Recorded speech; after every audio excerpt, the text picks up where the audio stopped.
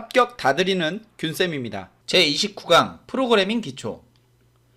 엑셀을 실행하고 난 뒤 개발 도구의 코드 그룹에 있는 비주얼 베이직 단추를 누르거나 또는 Alt F11키를 누르게 되면 이렇게 비주얼 베이직 창이 나타납니다. 이 내용에서 할 수 있는 여러가지 기능은 실기 과정의 사용자 정의 함수와 프로시저를 통해 배울 수 있습니다. 여러분들께서 프로그래밍에 관심이 있다면 직접 코딩을 하면서 문제를 풀어보시면 좋을 것 같아요.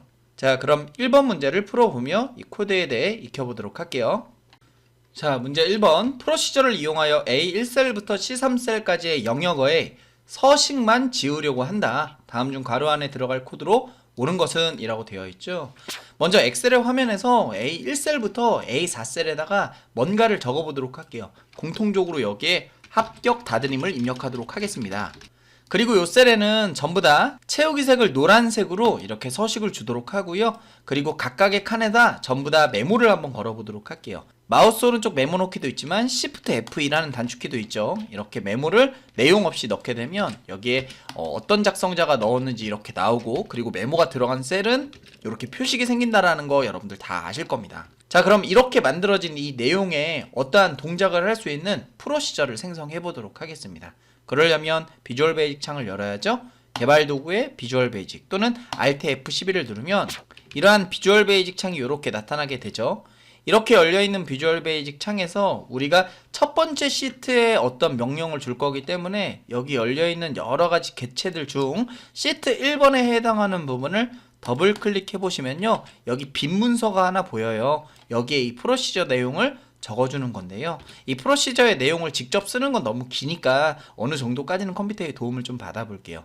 위에 나와 있는 일반이라고 되어 있는 얘가 객체거든요. 저는 워크시트의 객체를 바꿔볼 거라서 워크시트를 골라주고, 또 이렇게 되면 워크시트가 셀렉션 체인지, 그러니까 선택하고 바뀌면 이라는 프로시저가 생겨버리죠. 근데 제가 지금 보여드릴 건 워크시트가 활성화되면 뭔가를 하는 내용으로 좀 바꿀 거라서 여기 옆에 나와 있는 이 프로시저라는 내용 있죠. 얘를요, 액티베이트라는 항목으로 바꿔줍니다. 그렇게 되면 워크시트가 액티베이트 되면 여기에 있는 무언가를 해줘 라는 의미의 프로시저가 이렇게 저절로 완성이 되거든요. 그럼 아래 나와 있는 이건 필요하냐? 아니요, 이건 필요 없어요. 그렇기 때문에 지워도 그만, 안 지워도 그만입니다. 아무튼 이제 여기에다가 뭔가를 좀 적어볼 건데요. 일단 요 줄의 의미부터 다시 한번 요 밑에다 적어보면 이 줄의 의미는 바로 워크시트가 활성화되면 이런 정도의 뜻이거든요. 그런데 이렇게 그냥 글자를 적어버리면 엔터를 쳤을 때 오류가 나요. 이게 막 계산하려고 하다 보니까 이렇게 그냥 엔터를 치시면 안 되고요. 나는 이거 적어놓긴 할 건데 실행 안 되게끔 할 거야 라고 하면 얘를 주석 처리하면 됩니다. 그러려면 이 문자 앞에 작은 따옴표를 붙이고 그런 다음에 엔터를 치면 어때요? 얘가 초록색으로 이렇게 보이죠? 이 상태에서 이제 밑에다가 이런 거 한번 해볼게요. 레인지 적어주고 큰 따옴표 A1셀, 이렇게 하면 A1셀에 해당하는 범위를 의미하는 거거든요. 여기에 점에서 클리어라는 이 내용을 주도록 할게요. 그런 다음에 엔터를 한번 쳐보고 이따 A1셀이 어떻게 되는지 한번 알아보도록 하자고요. 그리고 그 밑에다가는 레인지 또 적어놓고 이번엔 A2셀에 해당하는 부분에 가로를 닫고 점 찍으면 클리어라는 항목 뒤에 포맷이라는 게 붙어져 있죠. 이 클리어 포맷을 한번 걸어보도록 하겠습니다. 이런 식으로 몇 가지의 A3셀에 해당하는 부분도 한번 그대로 좀 써볼게요. 복사를 해서 A3셀에 해당하는 값에다가는 클리어 컨텐츠를 한번 줘보도록 할게요. 그리고 마지막으로 A4셀에 해당하는 부분은 클리어 코멘트라는 걸 한번 걸어보도록 하겠습니다. 이런 식으로요. 그런 다음에 이 내용이 이제 실행이 되려면 워크시트가 활성화되면 된다고 그랬어요. 이 워크시트를 활성화하는 방법은 별거 없고 다른 시트 갔다가 요 시트를 클릭하면 요 시트가 활성화가 되죠. 그러면서 동시에 어떻게 돼요? 방금 했던 게 순식간에 실행이 됩니다. 여기 보이시죠? 그죠? 어떻게 됐는지 한번 보도록 하겠습니다. 먼저 A1셀엔 클리어라는 명령을 줬어요. 이 클리어의 의미는 그냥 삭제하라는 거예요. 그러니까 여기 셀의 의미는 바로 A1셀에 있는 자료를 삭제하여라 라는 정도의 내용으로 보시면 되겠고요. 아랫줄에 해당하는 이 부분은 어떻게 됐어요? 여기 메모는 살아있는데 이 안에 서식이 사라졌죠. 그러니까 A2셀에 해당하는 부분을 서식을 삭제해라 라는 정도의 의미가 되겠죠. 그리고 그 아래쪽에 나와 있는 이 부분은 내용만 지워졌어요. 서식 살아있고 메모도 살아있는 거 보이시죠?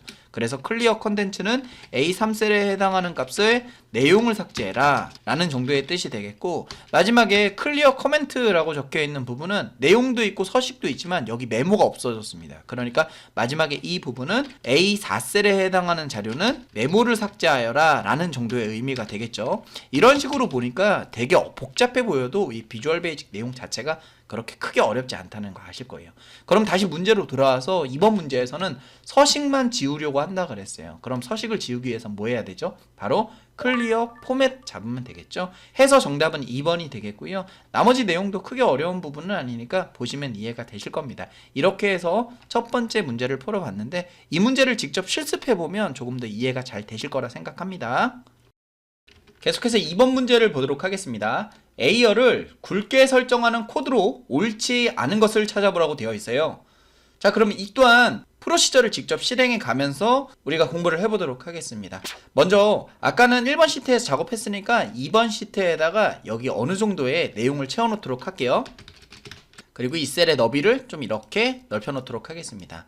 자, 그럼 이 내용을 가지고 두 번째 시트에 나와 있는 이 프로시저를 한번 걸어보려고 하는데요. 개발 도구의 비주얼 베이직 창을 열어주면 아까 1번에서 했었던 흔적이 이렇게 보여지죠. 그런데 1번에서 했었던 건 첫 번째 시트에 해당하는 객체에다 걸어주는 프로시저이기 때문에 절대 여기에서 작업해서는 안 돼요. 이렇게 들어와서는 얘를 확인할 길이 없습니다. 그럼 어떻게 해야 되느냐? 여기 시트 2라고 되어 있죠. 그러니까 이 시트 이름에 맞게 얘를 더블 클릭하면 또 빈 문서 하나 보이죠. 여기에다가 어떤 코드를 한번 적어보도록 할게요.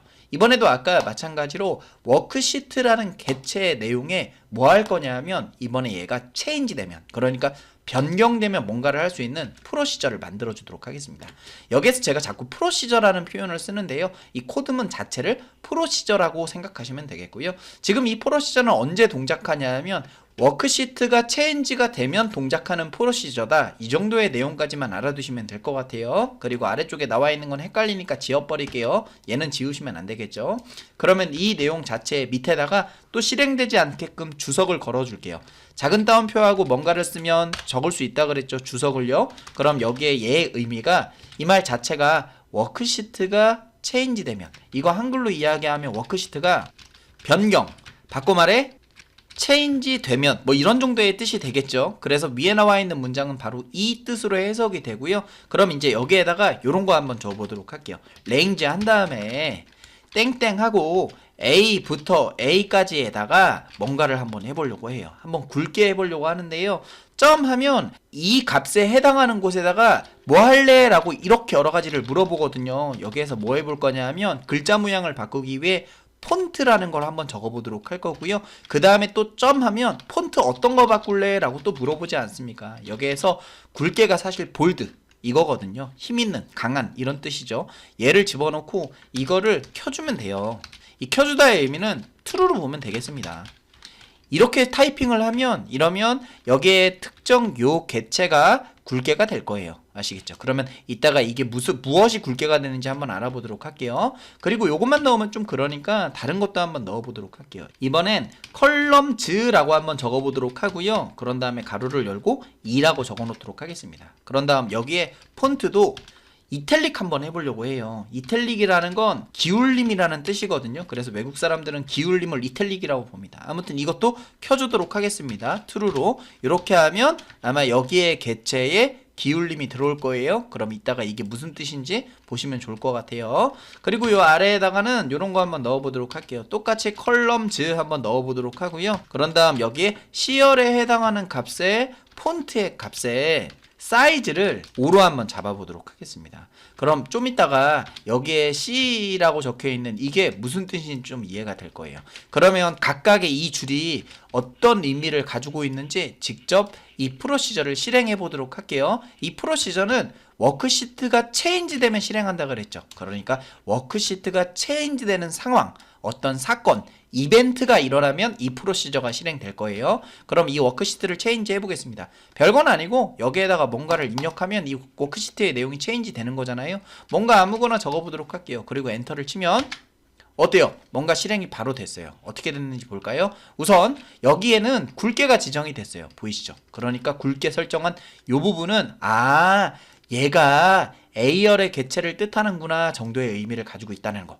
여러분들 이해되시죠? 그래서 얘는 A열을 뜻하는 거고요. 그리고 여기는 어떻게 됐어요? 기울림 되어 있죠. 그러니까 두 번째 줄로 적었던 이 부분은 기울림하라는 이 말은 두 번째 열을 기울림하라는 거구나 라는 정도의 의미가 되겠죠.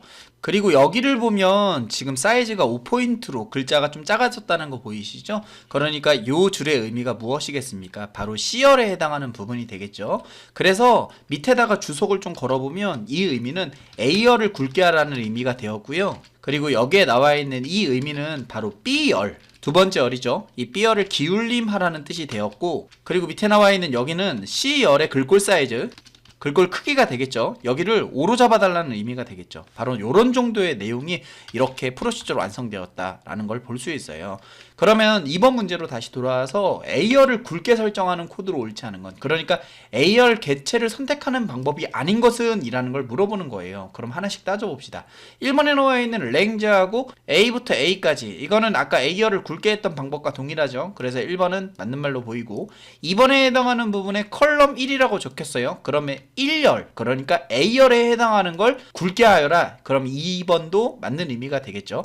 그리고 4번에 해당하는 부분은 컬럼 즈 한 다음에 A열은 이렇게 표기했었죠. 그래서 A열에 해당하는 요것도 맞는 말이 되겠는데, 3번에 보시면 1부터 1까지 라고 적어놨어요. 랭지 1부터 1이라고 적으면 이게 어떻게 되는지 제가 바로 프로시저에서 구현을 해볼게요. 여기쯤에다가 1에서 1까지를 볼드 하지 말고 언더라인 한번 줘보도록 할게요. 점 한 다음에 언더라인, 참고로 언더라인은 밑줄이라는 뜻입니다. 이렇게 설정을 한 다음에 얘를 한번 또 실행될 수 있도록 이 워크시트를 체인지하는 이벤트를 걸어볼게요. 여기에다 뭔가 써보고 엔터를 치면 어때요? 밑줄이 요 라인이 들어왔죠. 그러니까 1부터 1까지는 1열을 뜻하는 게 아니라 1행을 뜻하더라 라는 정도의 의미가 되겠죠. 그래서 A열을 굵게 하는 게 아닌 것은 몇 번입니까? 바로 3번에 해당하는 부분이고요. 나머지는 전부 다 A열을 표현하는 다른 의미라고 보시면 되겠습니다. 자, 계속해서 문제 3번 보도록 하겠습니다. 아래의 메시지를 표현하기 위한 코드로 옳은 것을 찾아보라고 되어 있죠. 지금 메시지가 이런 식으로 나타나 있는데요. 이것을 메시지 박스라고 합니다. 이 메시지 박스를 구현하기 위해 이러한 코드들을 지문으로 제시를 해 놓았는데요. 각각의 코드를 실행해 보면서 이러한 내용이 나올 수 있도록 만들어 보도록 하자고요. 그러려면 이 내용 한 줄 한 줄을 적어봐야 되겠죠. 먼저 1번에 해당하는 내용을 한번 적어볼 건데요. 아까 우리가 작업했었던 두 번째 시트의 내용에다가 프로시저에 해당하는 부분에다가 한번 써보려고 해요. 요만큼은 좀 지워주도록 하겠습니다. 그리고 여기 프로시저의 가장 핵심이 되는 제목과 그리고 종료되는 부분은 그대로 두도록 하고요. 여기에 MSG 박스라는 메시지 박스에 해당하는 이 명령어를 적어주도록 하고, 그리고 이 메시지 박스는 가로를 열고 시작하는 방식이 있고 띄어쓰기 하고 시작하는 방식이 있는데, 지금은 띄어쓰기 하고 쓰는 방식으로 말씀을 드리도록 하겠습니다. 이 둘의 차이는 실기에서 우리가 배울 수 있으니까요. 꼭 실기 강의를 선행하시길 권장합니다. 자, 1번에 나와 있는 내용 보시면 먼저 실기 먼저라는 부분이 있죠. 이거를 큰 따옴표로 이렇게 넣어 놓도록 할게요. 이 부분은 사실 프롬포트라는 값으로 이렇게 들어와 있다라는 게 확인이 되고요. 그런 다음에 콤마를 하면 여러 가지 내용이 이렇게 보이는데요. 사실 여기 보이는 게 바로 버튼 스타일이거든요. 1번에 나와 있는 것처럼 VB OK 캔슬이라고 되어 있는 걸 찾아서 넣어주도록 하겠습니다. VB OK 캔슬 여기 있네요. 탭키를 누르고 더하기를 누르면 추가적으로 뭔가를 더 넣을 수 있는 내용이 보여져요. 그래서 여기에 VB 인포메이션이라는 항목을 한번 넣어보도록 하겠습니다. 쭉 찾아보면요. 여기 있네요. 얘를 넣어주도록 하고, 그런 다음에 콤마를 하면 여기 이제 타이틀이라고 보이시죠? 여기에 합격 비결이라고 이렇게 넣어놓도록 할게요.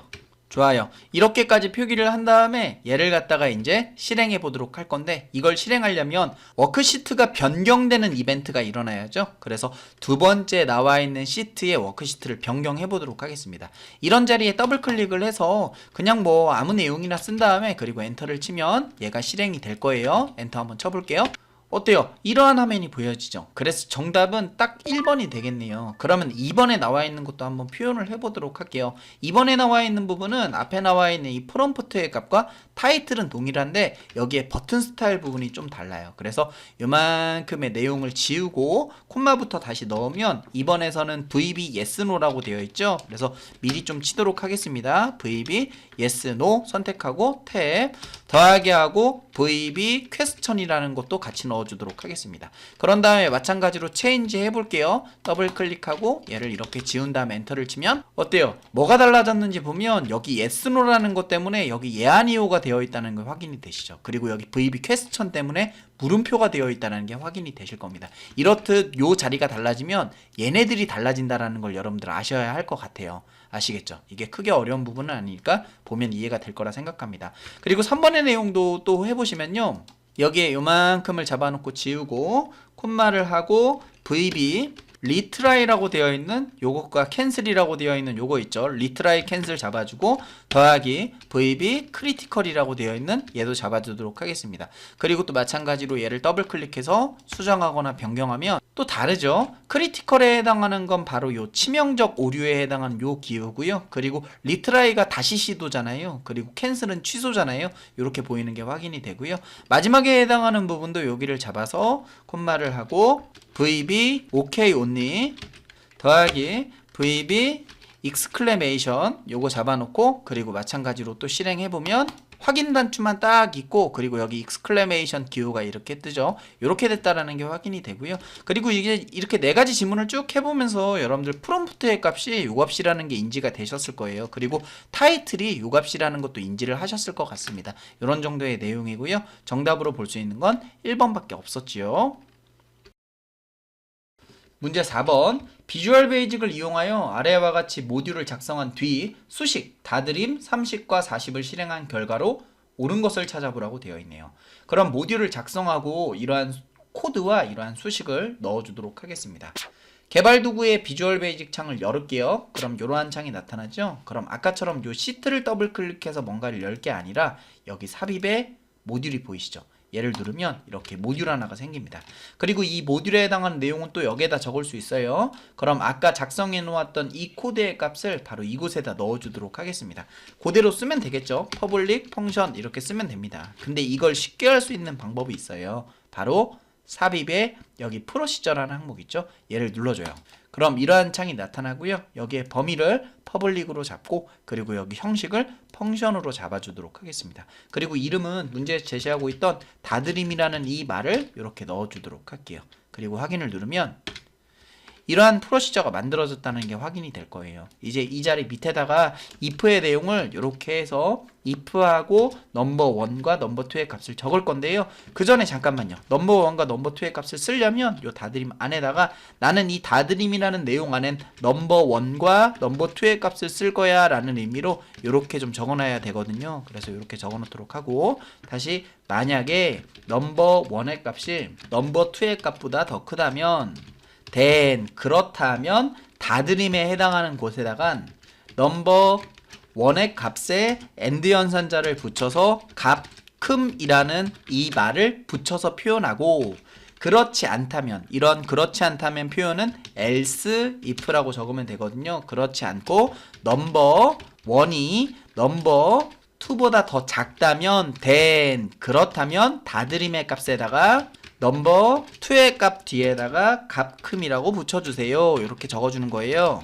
이것도 저것도 아니라면 그러니까 위의 조건도 아래 조건도 만족하지 않으면 else 하고 나서 다드림에다가 같음 이렇게 넣어달래요. 됐죠? 그리고 if는 마무리할게요. and if 이런 정도의 뜻이 되는 거거든요. 근데 이 줄을 제가 다시 또 설명드리진 않을게요. 왜냐하면 실기를 선행하신 분들은 이게 너무 쉬운 문장이라는 거 아실 거예요. 자, 그러면 이제 이렇게 코드를 완성했으니까 이 자리에다가 는 하고 다드림 하고 나서요.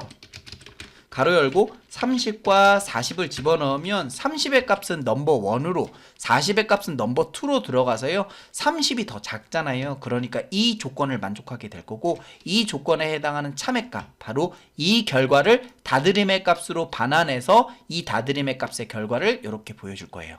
그럼 넘버 2의 값이 큼이라고 결과가 나오겠죠. 넘버 2에는 얼마가 들어가죠? 40이라는 값이 들어온다라는 거 여러분들 아실 거예요. 해서 여기 결과로는 40값 큼이라고 보여지게 될 겁니다. 해서 정답은 2번이 되겠고요. 방금 넣었던 여기에서 첫 번째 자리에 50을 넣고 두 번째 자리에 40 넣으면 당연히 50값 큼 이렇게 보일 거고요. 만약에 똑같은 숫자를 이렇게 넣어주게 되면 같음이라고 보일 것이다 라는 것도 여러분들 잘 아실 거라 생각합니다. 이렇게 해서 간단한 if식과 펑션식을 이용해 보았습니다. 크게 어려운 부분은 아닐 거라 생각이 들어요. 비주얼 베이직을 깊이 있게 이해하고자 한다면 실기 과정의 사용자 정의 함수, 프로시저를 선행하시기 바랍니다. 또 직접 코딩해보며 코드를 익혀보시기 바랍니다. 더 많은 소식은 다양한 채널을 통해 여러분들에게 전달하도록 하겠습니다. 지금까지 합격을 다드리는 균쌤이었습니다.